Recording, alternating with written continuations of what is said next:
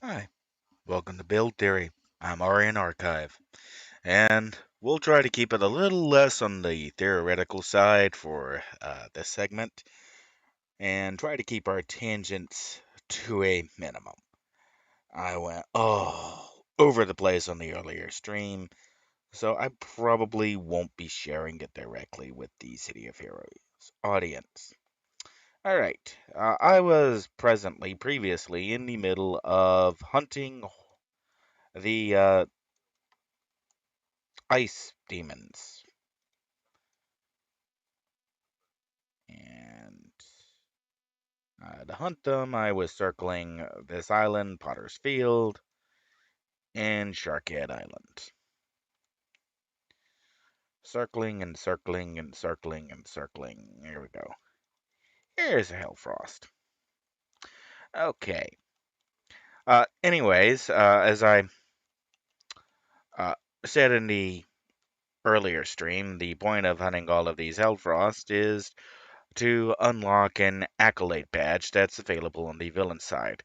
I'm also hunting at the same time the Spirits of Pain, although I won't be pursuing them to the point of earning the badge.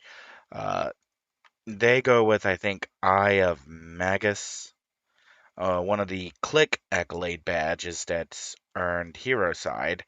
That same badge can be earned on the villain side, I think that's demonic, with a lot less work.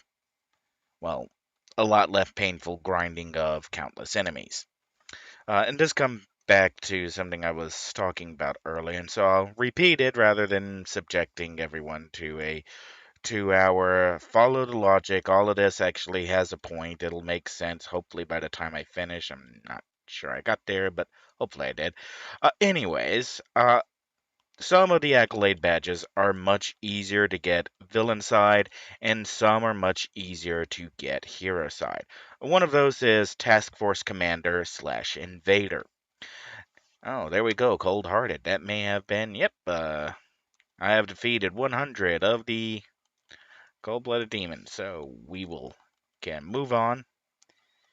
And one last spirit of Pan Spirit while I'm here and they're available, and oh, just die already.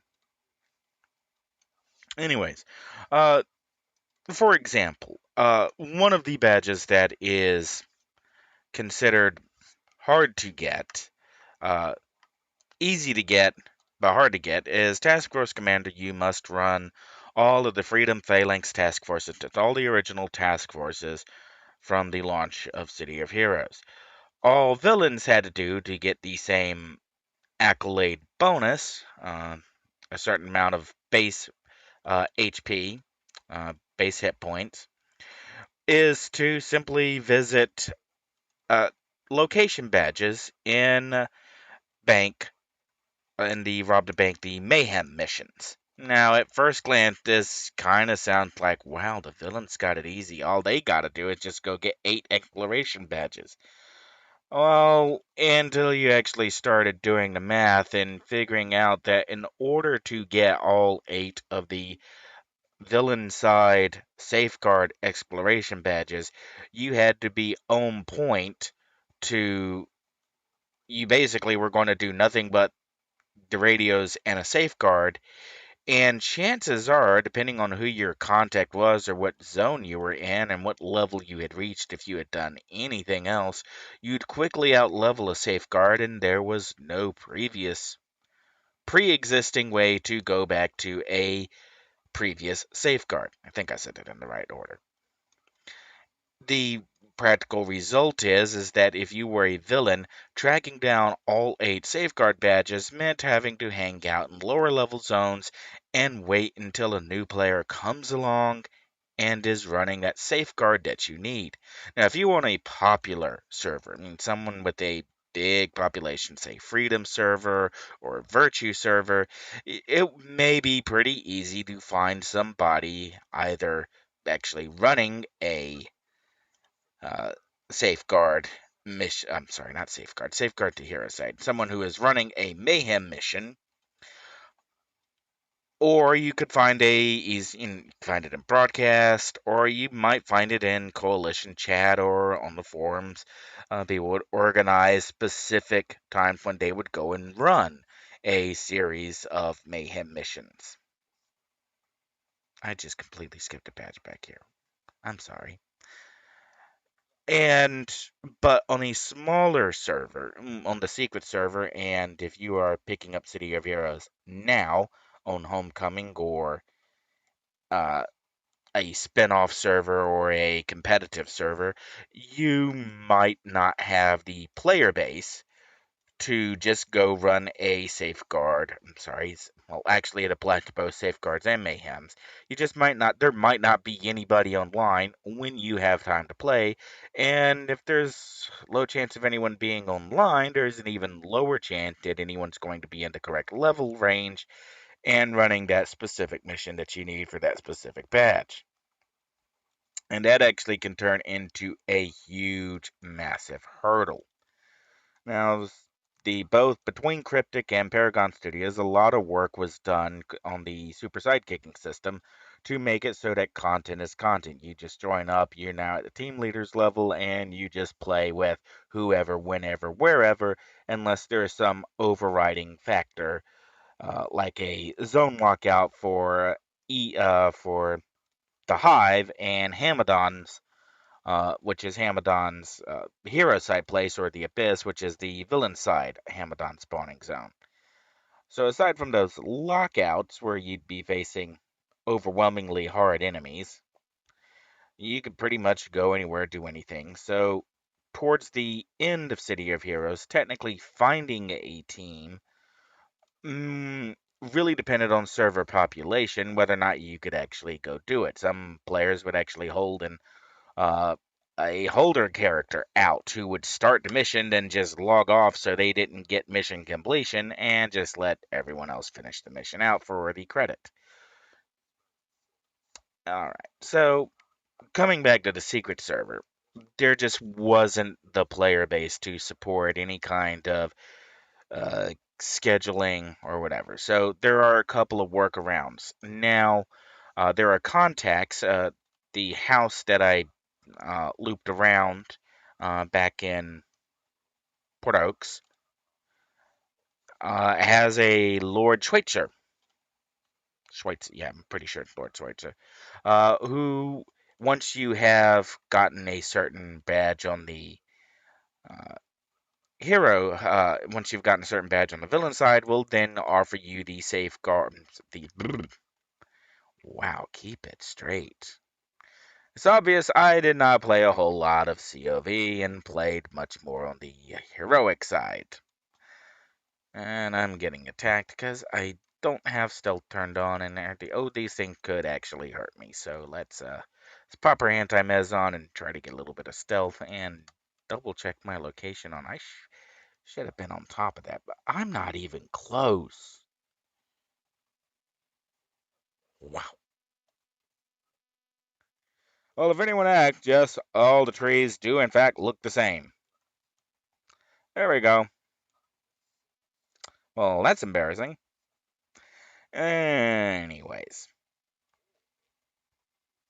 so running safeguard mayhems, being able to go back and do them is a big part, and it's a design lesson that more games, and I'm kind of looking at every single World of Warcraft clone, EverQuest clone, Ultima Online, anything that has ever borrowed from Meridian 59, correction, stolen from Meridian 59 has ever done, is keep in mind that content is content. Get out of the way of the player and just let them go wherever, whenever to play with their teammates. Make it easier for players to just go and do something. The more blocks you put in the way of your players actually teaming, the more you're going to separate your player base. And this comes back around to a big point I hammered on in a previous stream, and that locking content behind player versus player action is a terrible, awful, disastrous, mind-numbingly asleep at the wheel. Your ship has just crashed into an iceberg. Bad game design decision. And the reason for that is striation, is the separation of various levels of players. Let's make sure. Yep. That was, what badge did I miss? Oh, I know which badge I missed.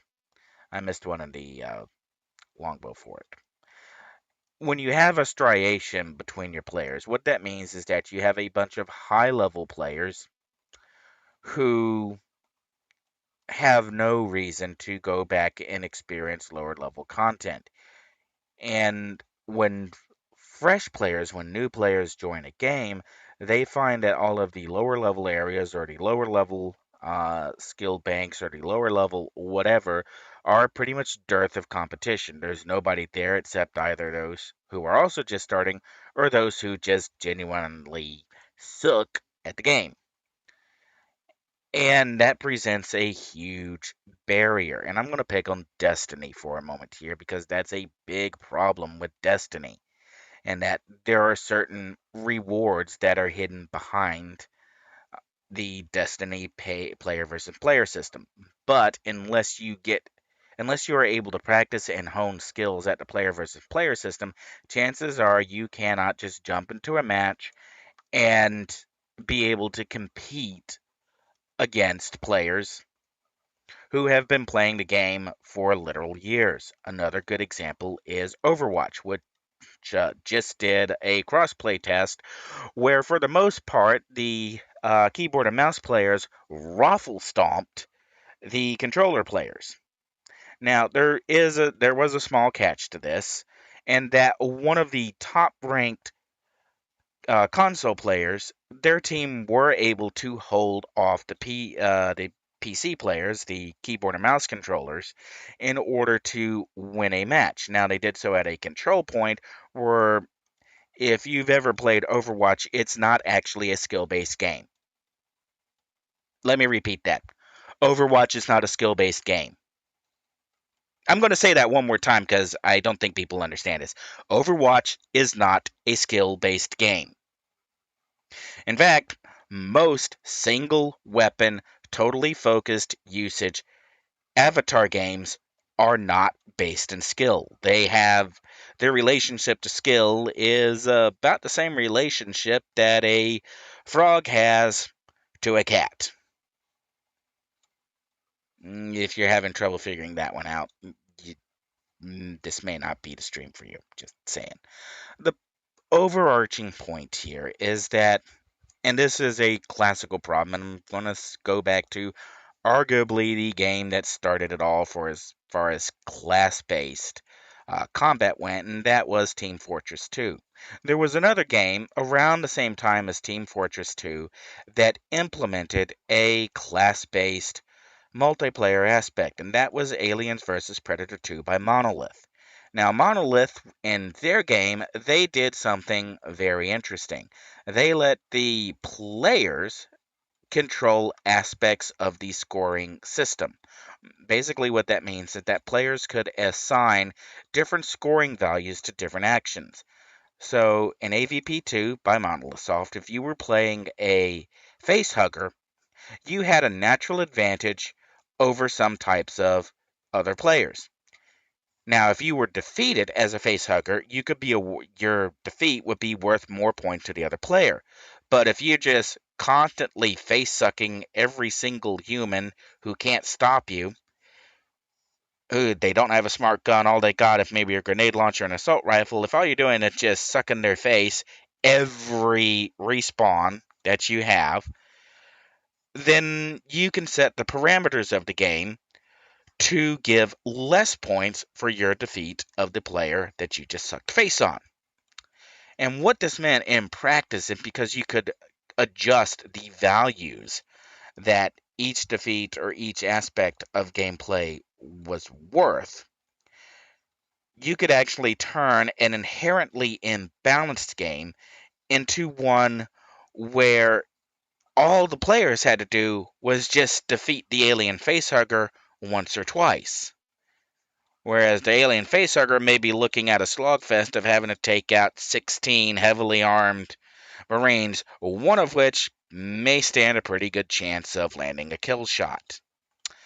Team Fortress 2, on the other hand, took a different approach. You had the same kind of concept of class-based combat. Different players get different abilities based on the class that they're going to be, but there are no overriding or mitigating scoring factors that change how the game progresses. Thus, if you have a player who has an ability or capability that makes it easy to take out a player of the opposite faction, then you have a bunch of players who immediately go after one another, go after the weakest link, take the weakest link out, and move on. And you could also probably see this in Counter-Strike, probably one of the other least skill-based games ever. Players in Counter-Strike would play the same map over and over and over and over and over, where it becomes not about the skill of figuring out how to move around a map. It's not about the skill of figuring out the rock, scissors, paper of this guy does that, I do this, I do that, and a chain on down in an unfamiliar territory. Counter-Strike became a game about playing the muscle memory perfectly. It became about repetition of basically what I'm doing now. I'm talking while I'm just running through repetitive muscle memories to grab location badges that I've grabbed multiple times before. And when you get down to that point in a competitive multiplayer game, you've really taken the element of skill out of it. What you've put in place is simply how quick somebody can replicate a series of instructions. And this is why it makes finding aimbots and cheaters so difficult, because so little pressure is put on the players to actually think of how to play the game. And this is why I've always preferred Unreal Tournament or Quake or games such as that type, which have a large selection of rotating maps, a large selection of random equipment points, a large selection of random weapon types, because it forces the player to consider various options and actually develop skills to move throughout the map, as well as, did I get yeah, I got it. As well as skills on how to handle various situations, deal with whatever player they see coming their way, or just develop generalized skills. And that's a split that's never going to quite go away. Overwatch, because it breaks it down into a class combat system, suffers the exact same problems that Team Fortress 2, or Team Fortress before it, and other class-based games ultimately suffer from. There's only so far you can go before the act of what your character is capable of is more important than what the player is capable of. I'm going to repeat that because I don't think it's sank in. In games like Overwatch, what the character, the person, the player is controlling, what that character can do is more important than what the player does. Think about that. I want just think about that for a second. This is taking the concept of the Holy Trinity in MMORPGs of the tank, the buffer, DPS to absurd levels where it doesn't matter as long as your character can just sit there and take a hit, be a tank, then nothing else the character can or will do matters. If your character's primary function is debuff, and that's all the character can do, and nothing else matters, if all your character does is DPS, and just being there as DPS is all that matters, that's basically what Overwatch is on a fundamental level. And that's why that's why the high level console players were able to buck the odds and successfully take on a bunch of keyboard and mouse users, not because they were skilled one way or the other, but because the game is so dependent upon a character's value over the player's value. And I realized that for a number of Overwatch fans, that's pretty much high heresy right there. Uh, break out the stakes, break out the tar, break out the pitchforks. But it's something to just it's something that's in empirical evidence. You can go back and watch the videos, watch how it plays out. It's something that is how it went down. And that's the kind of game that it's yeah, I would ever hesitate to call Overwatch or any class-based combative game an actual skill-based game. It's only when you take the classifications out, you either implement a scoring system where the players get to decide that this action, completing this action, is more valuable than completing that action. Actually, there's a pretty good game, a more recent game, that did that very well, Killer Queen Black. And Killer Queen Black made a big deal about there's three different ways to win the game. You can win the game by combat, you can win the game economically, or you can win the game by a snail race. And by putting pressure on three different points, by changing up the different scoring metrics, you get a game that is competitive, forces players to develop skills to deal with the different events that occur, and overall you get a much more enjoyable time than simply, well, whatever it is that Overwatch does. Now, mm, yeah, I'm getting close to finishing off the villain side badges.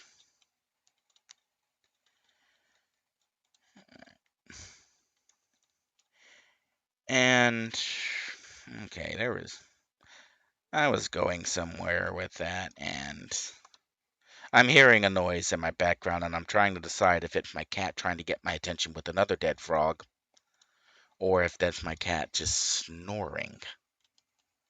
Oh, hey, bombs. Oh, love you too. I don't have a self-res. Got a hosp up. Yeah, nothing like getting smacked down by a couple of bombs.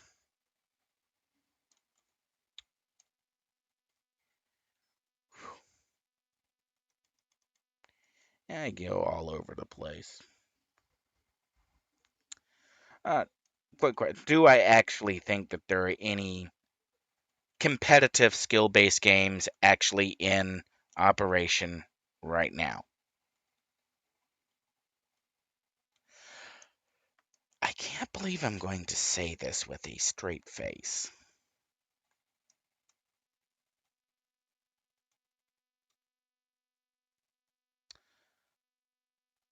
And I mean, I really can't believe I'm going to say it with a straight face. For everything Fortnite does that's really bug bonkers, insane,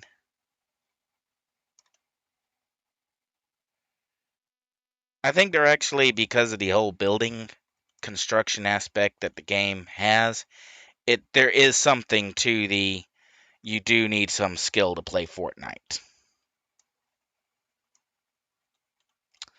Oh, yep, they saw me. Not enough stealth. Oh well.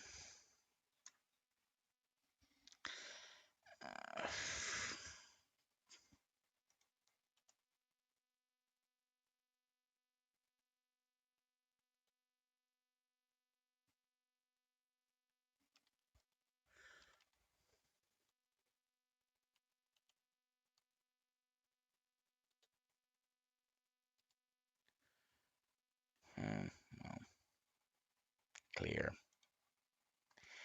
Enhancements attuned. Now I want enhancements attuned. I want run, celerity, stealth.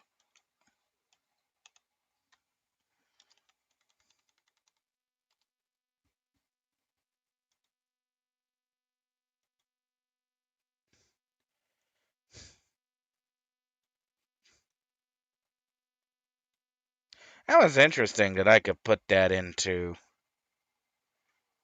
infiltration. But since infiltration won't stack, now let's see if I can get close enough.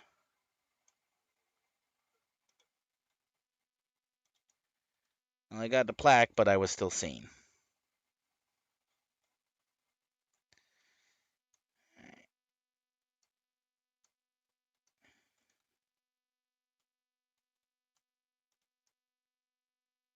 I'm gonna head up.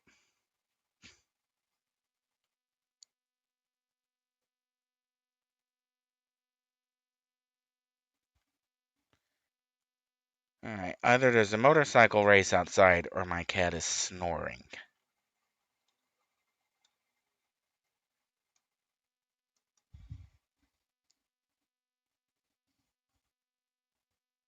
It's the cat. Alright, okay, are there any actual FPS games that are skill-based in the same way that Unreal Tournament was skill-based or Quake was skill-based? Well, from a single-player perspective, Doom. I mean, the push, the push style, whatever the push forward gameplay style that they're running. Uh, I will give it this: that the previous Dooms have seriously upped. Damn, I forgot one down in the gutters.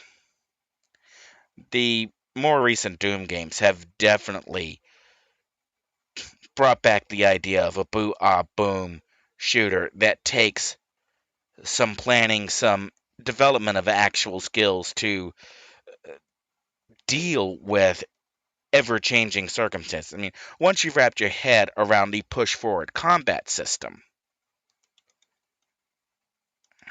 which one am I missing?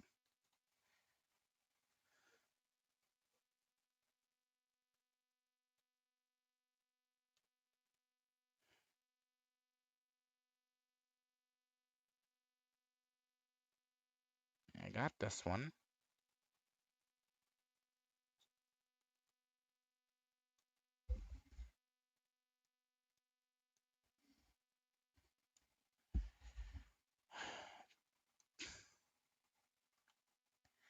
Ah, a feeling when you're missing a badge and you're just not sure what it is because you thought you got all the badges. Alright, same thing I did last time. 1, 2, 3, 4, 5, 6. 1, 2, 3, 4, 5, 6. Alright.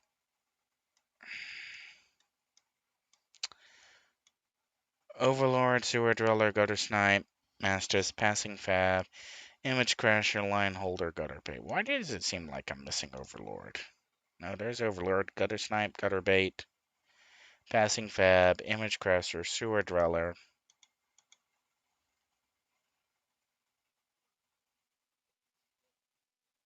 Line Holder? Did I somehow skip Line Holder? It's number 7.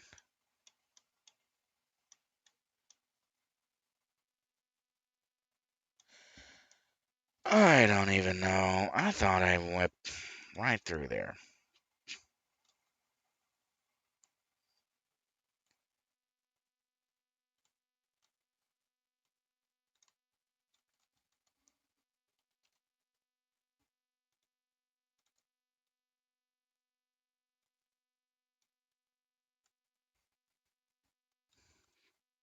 There we go.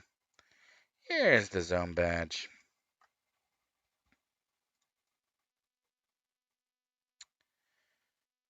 Okay.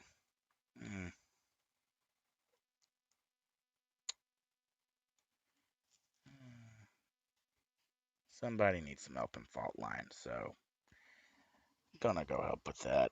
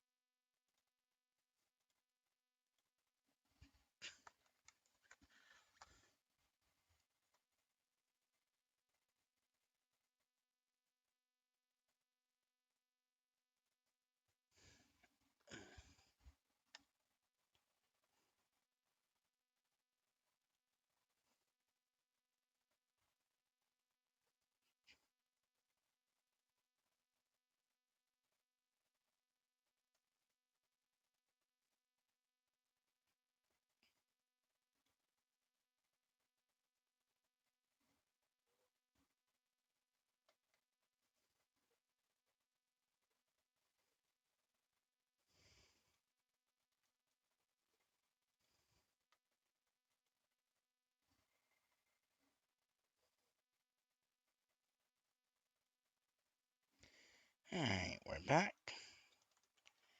And I'm not in a task force right now. Yeah.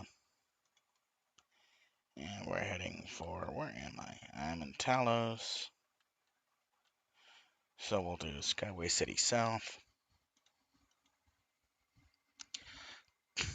And if you're thinking, wow, that costume looks familiar, the other costume I was running on Earth and Glitter is actually what I call the summer version of the crab outfit.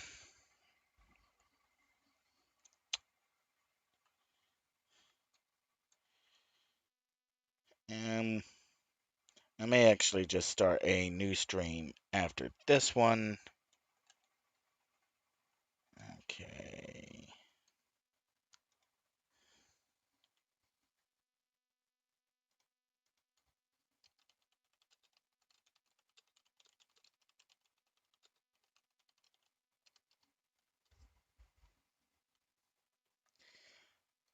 For those of you who are going, what's up with that text?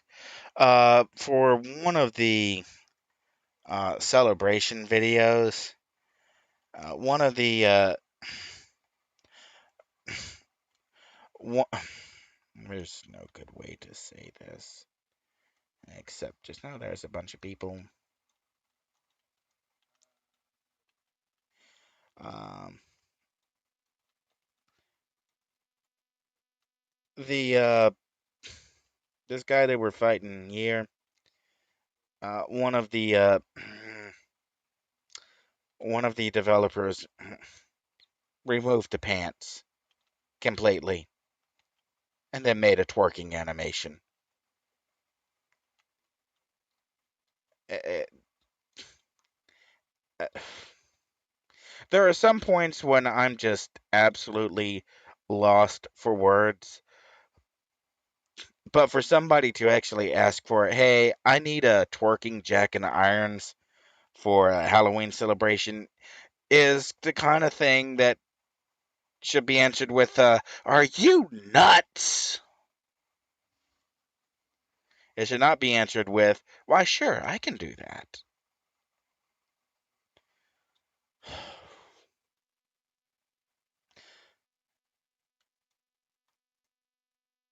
Okay, let's find a good place to park the spider. All right.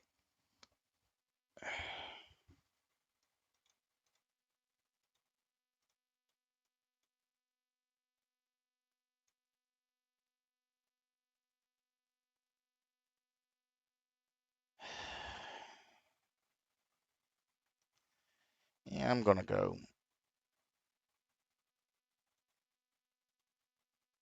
All right, yeah, we're gonna end the stream,